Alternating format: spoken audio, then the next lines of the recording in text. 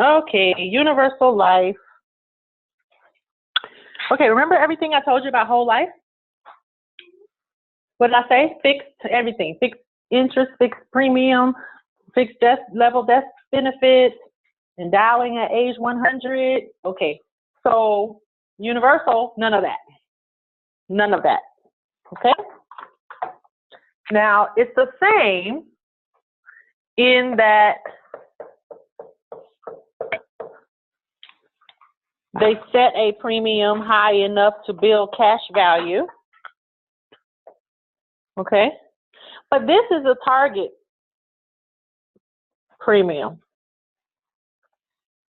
It's almost like a suggested premium. Because in universal life, it never endows. Does not endow. There is no time when you're going to reach a certain time and your cash value is going to equal your face amount and you're going to be able to get it if you're still alive. It doesn't work like that. That is whole life. In universal life, the premium is flexible.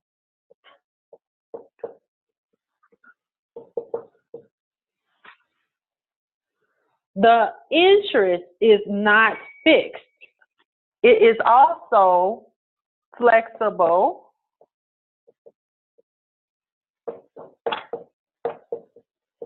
Who determines the interest? The insurance? The insurance company. Who determines the premium? No? They will give you a target premium, but who determines what's being paid? The policy owner, the payer. Okay, the payer can choose to pay more, you can choose to pay less, you can choose to skip a payment, you know. But if you don't pay enough, guess what's going to happen? That it's going to lapse. So yeah, they give you the freedom, but in the early years, you need to pay at least the target premium to build up the cash value. And later, if you need to skip a payment or whatever, then you can do that because you have enough, you know, cash value to pay the cost for you. So universal offers you a lot of freedom and flexibility, but you have to understand how the policy works. So all of these things are changeable. Now, what if all these things are flexible? Do you think they can put something in the computer system and show you what this is going to look like by age 100? No, because too many things can change. You might decide to pay a little less or more. The interest may change on you. Now, the interest usually change based on how the, you know, the rates are doing out there. There's one more thing. You have a choice between level death benefit, or you can choose increasing death benefit.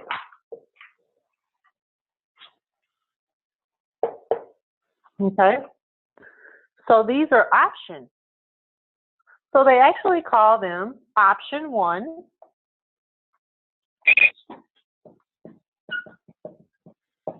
and option 2, or option A and option B. What does this mean?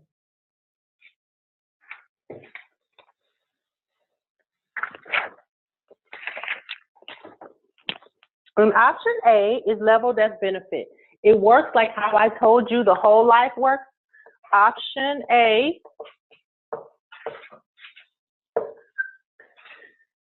is level death benefit. Remember we talked about $100,000 level death benefit. And then your cash value, this is 0, and cash value grows like this, right? This is your cash value. So what does it look like? This is your insurance. This is your cash value. You have 100,000 here, and you build up. Now, let's say you build up to a point your cash value is 20,000, and then you pass away. How much is the death benefit? Maybe 120.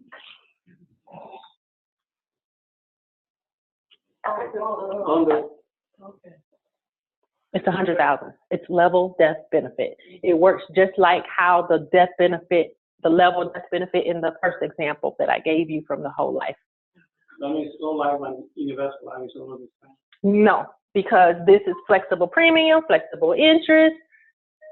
Whole life is fixed premium, fixed interest. Universal life does not endow. Whole life endows at age 100. So they're not the same. The only thing I'm sharing with you that's the same is the level death benefit. The level death benefit means that the 100,000 is always 100,000. Okay? There's another option we call option B. This is increasing death benefit. And how does this one work? You have your insurance, you have your cash value. Let's say you have 100,000 here. You build this up to 20,000. Your beneficiary is going to get 120,000.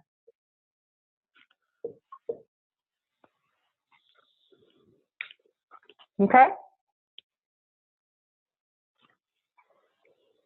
So this one is different.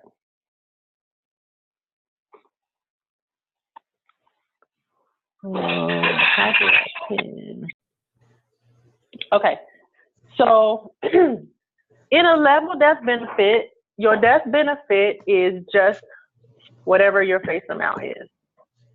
In an increasing death benefit, it's going to be 100,000 plus whatever your cash value is. So do you understand why it's called increasing? Because as your cash value grows, what else grows? Yes, your death benefit. So your death benefit is 100,000 plus your cash value. And that's why it's increasing. Because as your cash value is increasing, this is your cash value, your death benefit is increasing. Now, what's this part right here?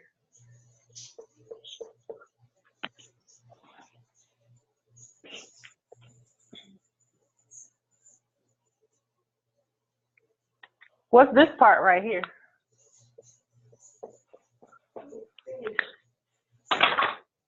What's the blue part? What's this blue part right here that I'm drawing? Something's growing, okay. What is it? Huh? Your age. You guys are killing me. I showed it to you right here already. Exactly. This is your cash value, okay? Your cash value is growing over time.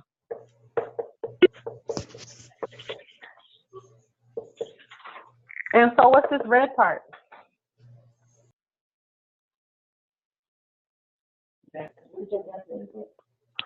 Your death benefit is this black line right here.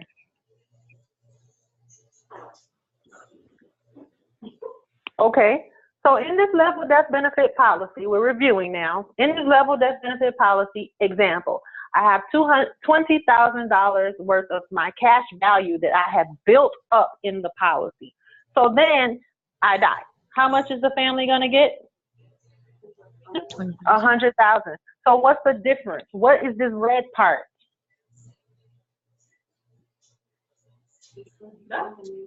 The insurance company's risk, the insurance company's money. So if 20,000 is already my money, how much is the insurance company's money? 80,000, because it has to total how much? 100,000. 100,000. Okay. So this means level death benefit. I gave this example before when we talked about whole life. Whole life works just like this. And the level death benefit universal life also works just like this. They're not keeping your money, they're giving it to your beneficiaries plus 80,000 extra on top to equal 100,000. What's happening here?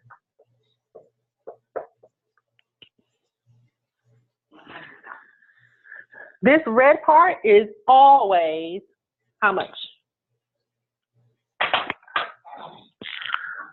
100,000. The company's risk, the company's pocket money that they have to pay out to the beneficiary is always $100,000, and your cash value will grow, but they have to add it to their $100,000 and give it to your beneficiary. In this example, so your cash value is $20,000, the insurance company money is $100,000. The total is how much? Now, what if I build my cash value up to $30,000? The death benefit is going to be $130,000. So the insurance company's money is always, so this is the difference between option A and option B. Okay? Now, something happens in universal life policies that don't happen in whole life policies. And that's when people put too much money into it. Because remember, this is something that the whole life policies doesn't have, is the flexibility of the premium. So if somebody decides, let's say they decide, you know what, instead of paying my target premium, which is $100 a month, I decide I want to grow my cash value faster. You see, because I have the option of doing that in a universal life policy because it's flexible, right? So in whole life, you don't have that option because it's fixed. But in universal, now you all of a sudden do. Why would someone want to pay more? Let's say I want to put $200 a month instead of $100 a month. Why would I want to do something like that? You have to increase the cash value of your insurance. To increase the cash value part. I want to build this up faster, right? So I can do that by paying more premium because the extra money is going to go into my savings part of it, right? So let's say, for example, I do that. Now, why would somebody want to do that? Why would I want to put my extra money here versus my bank account or my 401k or my right? Because in insurance, there's no tax. You understand that, right? It's very important to know. There's no tax. As long as you have the life insurance in force, there's no tax on your principal. There's no tax on any interest that's gained too. So some people look at this as a way to dump extra money and avoid taxation on the growth of the money.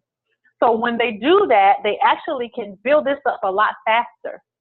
So which one do you think will grow cash value faster if both of them are charging me $100 a month? Let's say I'm paying $100 a month here and I'm paying $100 a month on option B. Which one will grow cash value faster? Option B.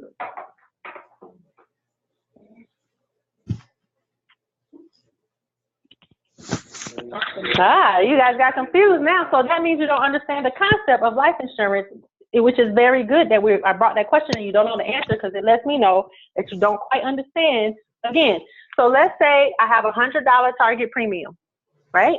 At this age 30, and then 40, and then 50, and then 60, right, all the way to age 100. We just use that for example. I'm being charged a little bit more than what it actually costs to insure me at age 30.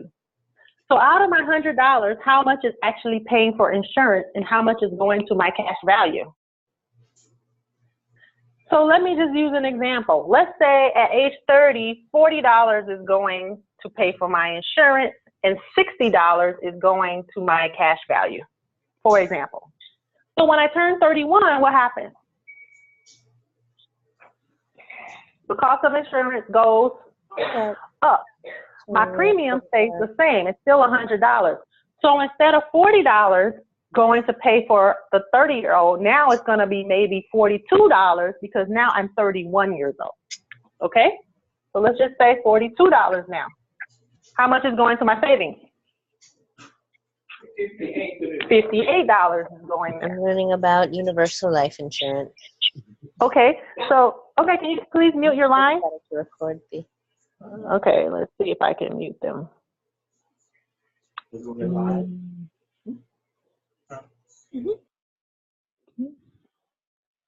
All right, I have to mute because this is being recorded. Okay, so now I'm 32 years. I talked about 30, 31. 30, now let's say I'm 40 years old. How much is going to my insurance? Let's just say instead of 40, 42, let's say it jumps to $51 now at age 40 to pay for the insurance. How much is going to my savings? $49 now is going to the savings. And then I get to age 50 and $60 is going to my insurance. How much is going to my savings? $40 is going to my savings. Okay, so this is just an example, okay? The older we get, the more it costs. So if I pay $100, this didn't change, but actually, so do you ever get the question, people say, well, what percentage of my money is going to the savings? You get that question all the time, right? You hear people ask that kind of question. Can you really give them an answer? No, because the cost inside is going up as you keep the policy. Even though your premium is the same, it's not like 50% here, 50% here. It changes every year as you grow older. So there is no answer to that question. So now, let's talk about this part right here on the level that's benefit. Right here, how much insurance am I buying? Right in here, I'm buying $100,000 worth of insurance. But when my cash value gets to $20,000 here, how much insurance am I buying? $80,000 here, right? My example right here already. Do you think the cost of $100,000 is the same as $80,000? No, it costs more. I mean, it costs less for me to have a smaller amount of insurance. What about right here? Let's say my cash value grows more. My cash value gets to $70,000. How much insurance am I buying? $30,000. Now what's happening here? How much insurance am I buying here? $100,000. How much insurance am I buying here? $100,000. How much insurance am I buying here? It's $100,000. It's always $100,000 worth of insurance that I'm buying. So which one you think is cheaper in terms of the amount of money that's actually paying for insurance? Option A or option B is cheaper for the amount of actual insurance that I'm purchasing? Option A is cheaper because I'm not buying $100,000 all the time. I'm buying less and less and less insurance. It's my own money that you're paying to my beneficiary. So this one, the cost is actually less than this one because this one, I'm constantly buying $100,000 worth of insurance. So now the question again, which one builds cash value faster if I'm paying $100 a month and I'm paying $100 a month? I'm paying the same premium on both of these. Which one will grow cash value faster? When you're buying more. The one I think it's A. Why do you think it's B? Because you're putting more money out to pay for it. It increases your interest. I'm paying $100 a month here. I'm paying $100 a month here. I haven't changed my payment. It's the same. Well, I think A, because the older you get, you pay less is going towards the premium. Less is going to the premium. My premium is $100 a month. Less insurance. Yes. Because you're not paying the same. You're not paying the same amount. No, you're paying the same amount. So you're not buying the same amount of insurance. Yes. She got it. You got to understand.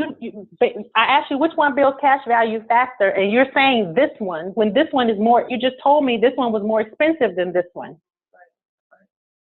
Out of the $100, a portion pays for your insurance. not your premium, your insurance cost. And the rest of it is going towards your cash value. So the less going to insurance, the more will go to cash value.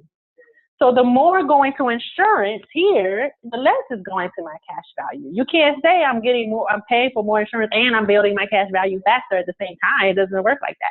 So you have less going to insurance here, more going to cash value. Here you have, because you're never getting any less, but you're getting older. So more is going to insurance here and less is going to your cash value. So if you're both paying the same premium, this one is going to build a cash value a little bit faster than this one. You got to understand the concept of insurance. Once you understand how insurance works, all those questions, it doesn't matter how they throw those questions at you, you will be able to answer those questions. It's when you don't even understand the inner workings of it, that's when you get tricked up from those questions, okay? So now there is something that happens when you put too much money here. Let's say instead of $100 a month, I say, you know what, I'm going to pay $500 a month. So what's going to happen over here? No? You're going to build more cash value, but then Yes. you're going to build You're going to build more cash value. That's bottom line. You're going to build more cash value and you're going to build it faster, right? So what if I build it so fast that it builds up to almost $100,000?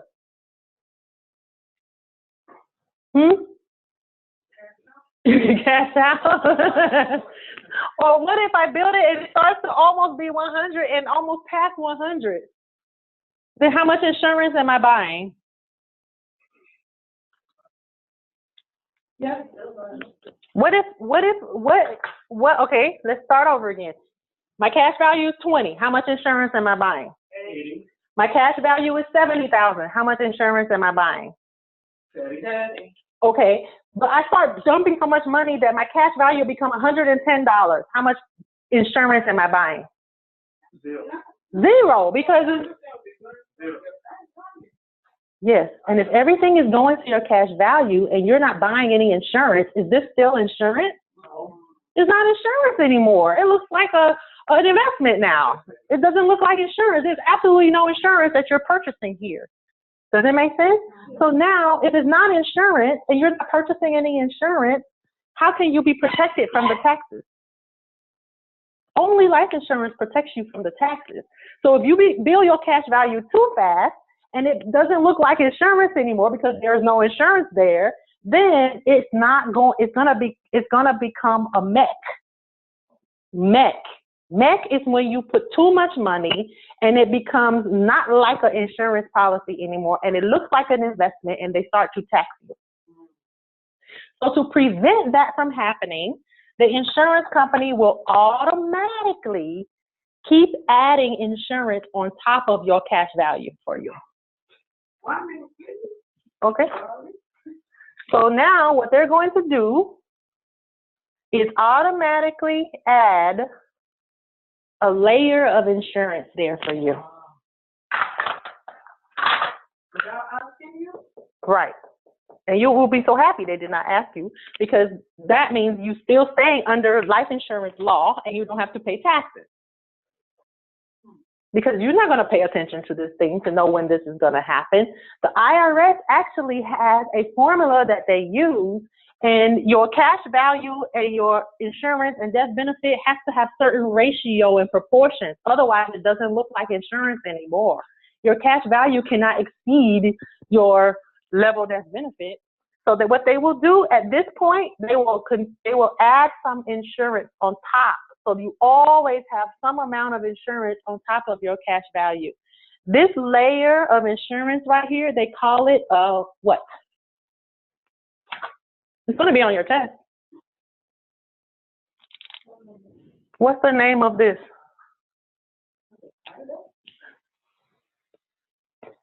IRS corridor.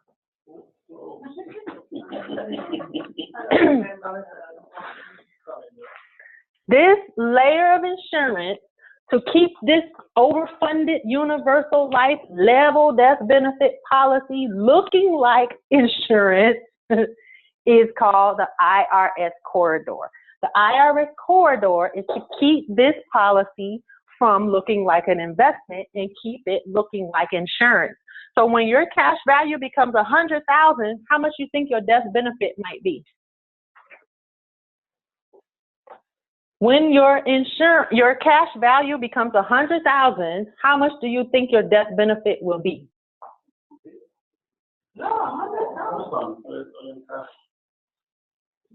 When your cash value is $100,000, how much do you think your death benefit will be?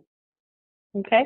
At least you gave me a higher number than 100,000, right? That's what I'm looking to hear you say. I didn't want you to hear you say 0, and I didn't want to hear you say 100,000 because it cannot be 100,000. My cash value is 100,000. It has to be higher than 100,000. It may not be 200,000 though, okay? It may be 110 or 105, whatever the ratio is. Yeah, they're going to add a little something on top of whatever your cash value is to keep it looking like insurance. Otherwise, it doesn't look like insurance, and you lose the tax benefit, okay? Do you think you're going to run into IRS corridor here or here? When are you going to run into the IRS corridor situation?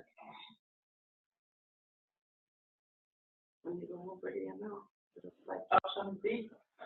No, I just showed you IRS corridor here. It's option A. You're going to run into IRS corridor in option A. I'm just trying to trick you to see if you can answer simple, basic questions to see if you really understand the concept.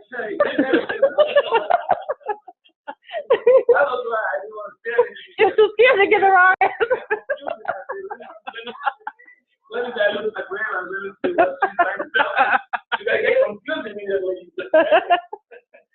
You run into IRS corridor here. You are less likely to run into IRS corridor here because you always have this $100,000 layer of insurance, unless your cash value becomes so high that the proportion is off. You know what I mean? But generally, they won't let you overfund that much. They have a maximum premium that you can pay. Okay, so now you understand IRS corridor. Any questions about universal life? So what are some of the differences between universal life and whole life? Come on. Okay, in universal, the premium is flexible and whole life is fixed. What else? The interest, right? In whole life is fixed interest. The universal life is interest sensitive. Okay? It's set by them from time to time. Endowment. Okay, so whole life will endow at age 100. Your cash value equals 100 by age 100. Or not, I use 100,000 example, but it equals a face amount. Universal does not do that. There's no endowment there.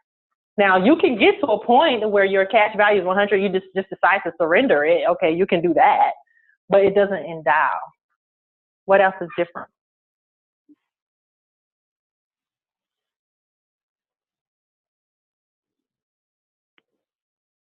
The difference is they have 2 levels of options. Yes, good. Very good. He said that you have 2 options here. Universal, you have the options. Whole life, you don't have this option. Okay? So we're done with universal life. And we're going to move on to variable.